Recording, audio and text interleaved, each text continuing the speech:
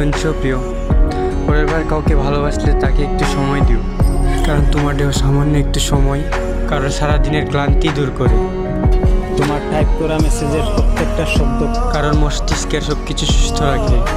পরের বার কাউকে ভালোবাসলে সারাদিন নিজ থেকে খোঁজ নিতে না পারলেও সে যখন খোঁজ নিতে যাবে তখন তাকে ব্যস্ততার অজুহাত দেখিও। কোনো মানুষই দিনে 24 ঘন্টা ব্যস্ত থাকে না।